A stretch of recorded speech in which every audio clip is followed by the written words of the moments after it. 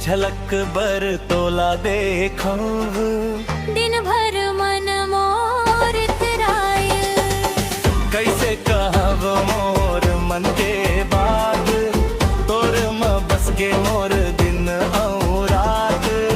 धड़कन धड़कन तोर नाम मुखारे, तोर माया खोगे मोर जज्बात। चंदा कस चकोर माया मतो, यादों पीछू में हाँ घूमत रही थो।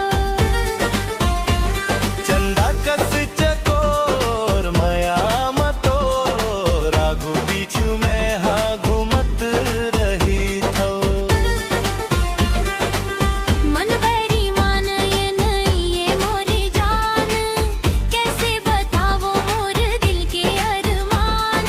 तोर संग जियो, तोर संग मरो, तोर मायाला दिल में सजावो।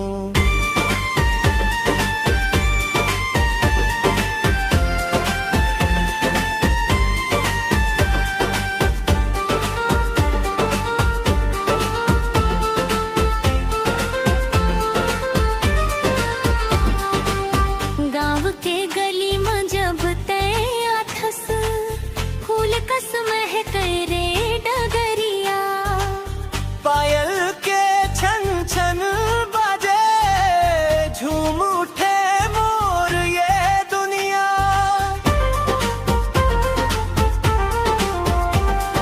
चंदनी रात में तोर संग बैठ के, माया के गंध करब जीव खरे। तोर हाथ मो हाथ धरे रहम, जिंदगी कट जाही हंस हंस के। तोर आँखी के इशारा समझब, बिन बोले सब बात जानवा। तै मोर बन जा रे संगवारी, तोर मायाला माथे लगावं। ना चाही धन दौलत मोला, ना चाही दुनिया के मान।